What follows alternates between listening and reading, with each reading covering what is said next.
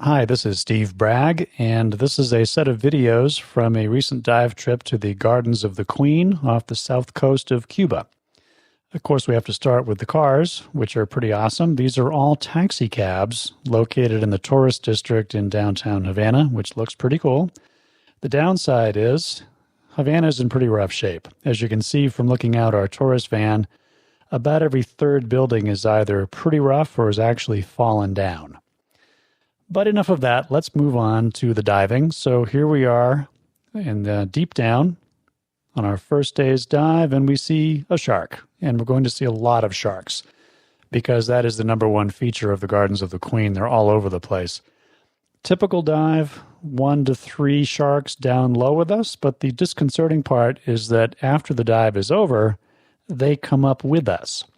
So as you'll see here, we have a little diving skiff up there on the surface on the upper right-hand corner, which we have to get into somehow. And if you look around, you'll see there's a half a dozen sharks, some as big as the divers, if not larger.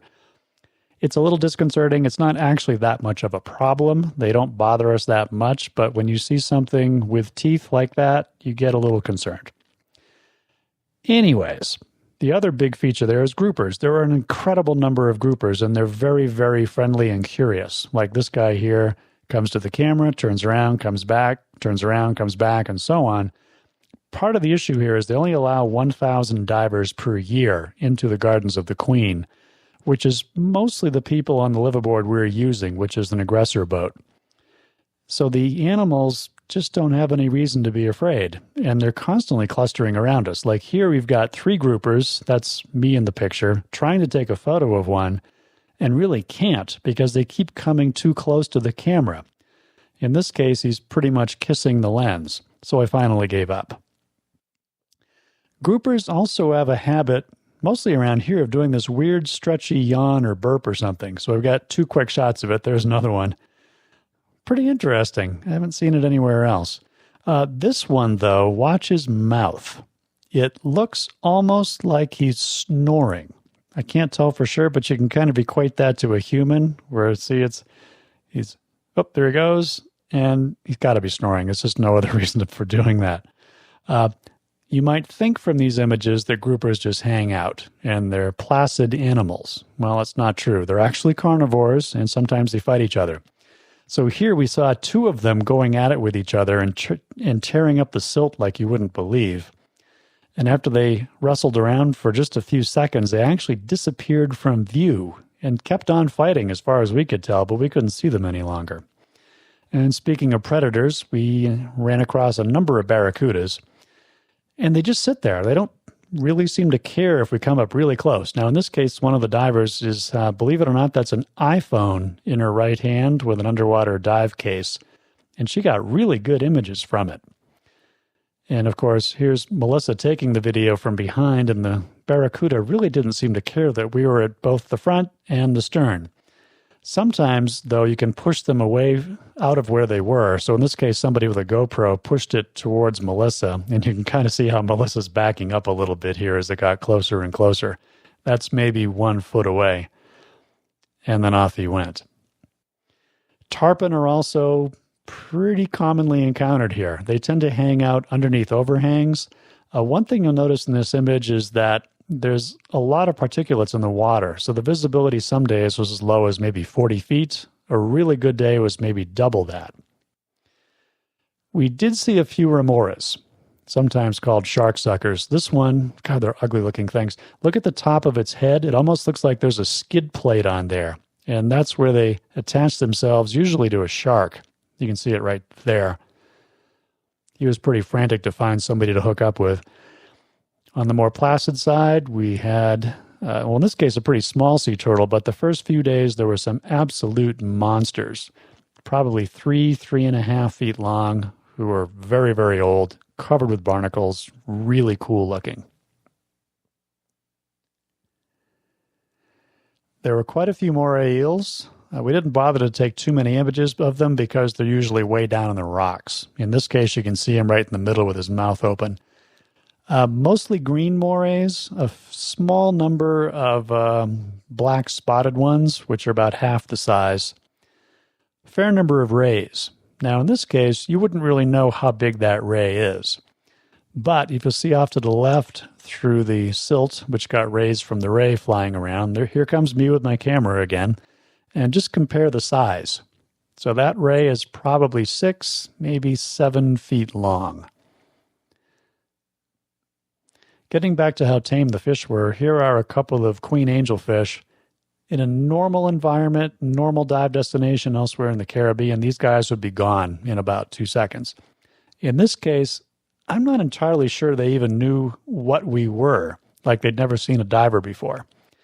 So they just hung out and kept doing their usual things, and every now and then they'd pause and look at the camera, and then just keep right on going, which was so cool to watch. And it wasn't just even the queen angelfish, it was everything else. As you'll see in the next couple of videos, most of the fish actually come towards the camera, maybe just to investigate. One exception is the porcupine fish, which universally tries to move away. They're so ungainly it takes them a while, but that is a porcupine fish. But then here we have a gray angelfish, which comes closer. It's like, what is that thing? Fair number of trumpet fish, they were around. In this case, a little unique. You see a big one, and then a little guy pops up and then replaces the big guy underneath that soft coral. Little bit unusual. There were a few schools of fish. Now, in the Caribbean, it's getting pretty much fished out. In this case, with the Garden of the Queens, fishermen aren't allowed except for fly fishing of certain kinds, and it's catch and release. So the fish stocks have a chance to build up a bit more. Even so, this does not compare to the Western Pacific, where you're looking at tens of thousands of fish in any individual school. Here we're talking about a few hundred. Still, it's nice to see, and it's about as good as you'll find anywhere in the Caribbean. In fact, overall, I'd say this is the best diving in the Caribbean. Or here we have some blue-striped grunts, roughly the same size in the school, in the hundreds, possibly 1,000 or so. And again, notice how they just kind of flit by. They don't try to escape.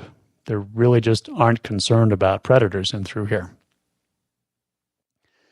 There are some features in the Gardens of the Queen also. There's a fair number of swim-throughs. So here we have just one quick image of one.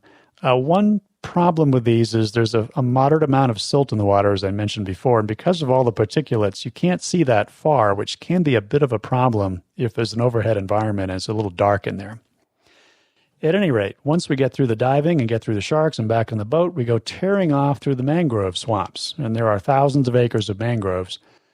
They are, if anything, growing in, not declining like you'll see most in other places in the Caribbean. Very healthy environment. In this particular case, we're trying to look for saltwater crocodiles, which are listed as critically endangered, but they are around. On this particular visit, we couldn't find any. Later in the trip, we did see a couple. They're not that big, 6 or 7 feet long, a couple 100 pounds. They are considered to be fairly aggressive. A few of us got in the water, and some of us didn't. Now, on a cuter angle, hutias are these little guys. And they come really close to the camera. In fact, they almost lick it. And then off they go. On our shore visit, we also ran across some much less cute critters. There always have to be a few iguanas around to make you realize that there are other more ugly creatures in the world than yourself. And finally, we get back to our aggressor boat for our overnight stays. And look at that. That's a good chunk of our Cuban crew having fun to the tunes. And also, if you look at the back of the boat, way around the stern there's a inflatable pink flamingo. Why they have it, I don't know, but it's kind of fun. And that concludes our videos.